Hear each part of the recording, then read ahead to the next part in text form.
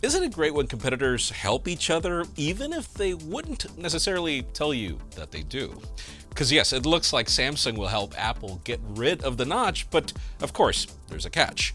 Nothing just had their event, and we will be getting a smartphone from them very soon, in addition to something else. And we have new screenshots showing us what WearOS could look like on the Pixel Watch. I'm Jaime Rivera, and listen, the fact that we keep getting something out of nothing is awesome, even if my dad jokes are not getting any better. Diego's on strike. This is Pocketnow Daily.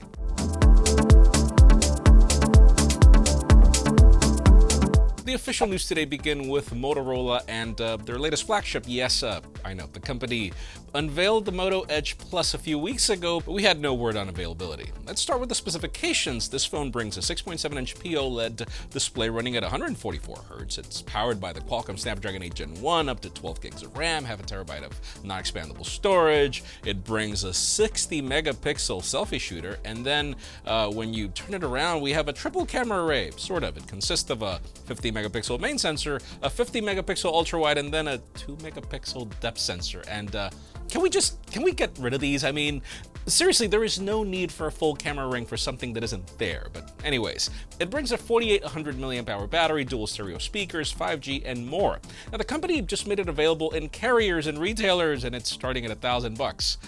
Yeah, I know. However, if you get it with a carrier, it is currently $100 in discount for limited time.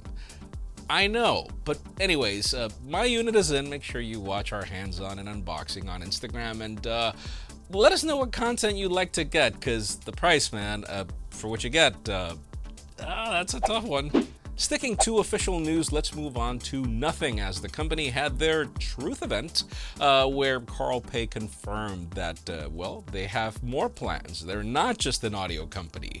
The Ear 1 was just the step one as they prepared for the bigger fish, and, well, it's actually an open ecosystem, which at the same time includes the launch of their own Android-powered smartphone, which is coming in the summer.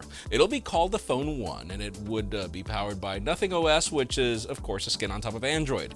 We actually got to see the screenshots of what it'll look like, at least the operating system, and I mean, I like it. It looks very clean, and Nothing claims that it's designed to deliver fast, smooth, and personal experiences, which is something Carl Pei definitely knows a lot about and how to deliver on.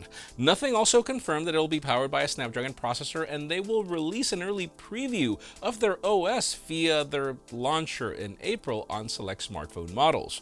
We have no words on the design just yet, but it is tipped to borrow some elements from the Ear 1's, probably a transparent back, and we hope that we can also expect seamless connectivity features with the Ear 1's. Again, he mentioned that a non-walled garden approach to an ecosystem is really what they're after, and also expressed their admiration for Apple products and how they work together with each other. So that is actually to be expected. Let us know what you guys are waiting for from this smartphone, because I mean, I know I'm waiting for a lot. Let's move on to leaks for the rest of the show and start with WearOS 3. I think it's 3. I mean, right now, the only way to experience it is pretty much through a Samsung Galaxy Watch 4, though sort of, because it's customized for Sammy. That said, last year we got to see some screenshots on how the settings application would look on Google's approach. Now we have a new set of them from 9 to 5 Google showing off different parts of the user interface. From the new screenshots, we can see the music player, which looks similar to the current one, and the way the Google Assistant is going to look, which is kind of getting a revamp.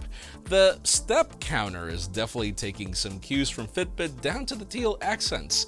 We also get a new Google Play screen, which look the same, and the reminder alert, as well as the Google Messages application. The report also adds that since these screenshots are fairly recent, this should give us an idea of how WearOS 3 would look like on the Pixel Watch, you know, considering these screenshots are from stock WearOS. Now, speaking of that watch, we're expecting to see it at Google I/O unless it gets delayed yet again, but I just find it fascinating that the last time we heard about WearOS 3 was at Google I/O last year, and we still don't have a watch. So is this still going to be called WearOS 3, or are you just going to change the name? We'll see. And finally, for the hottest news today, let's talk about Samsung and Apple. And no, this isn't anything sales related, and actually it's not even competition related. We've known that both companies have collaborated for years, even when they are direct competitors, and it seems a new category is coming for their collaboration. The new frontier now seems to be that they're working on getting rid of the notch for Apple, because Samsung doesn't deal with that, unless you're the Galaxy Tab Ultra, of course. But anyways, I'll say sort of, because obviously with all the technology Apple baked into Face ID, it's not that simple. The catch is to go from the notch to this huge punch hole, though it seems that they might be moving away from that solution faster than we thought. I mean, we have a new report from the Elect claiming that Samsung Display is developing the next generation display technology that will finally enable Apple to add Face ID under the display for the next generation Pro iPhones. Now, to be clear, it mentions that the iPhone 15 will be notchless, but it'll have a punch hole for the camera while the rest of the Face ID system will still be sitting behind the display. Now, how much is Samsung involved in the current rumors of the pill alternative for this year, we don't actually know, but this whole concept of a single punch hole with everything else under it is apparently for next year.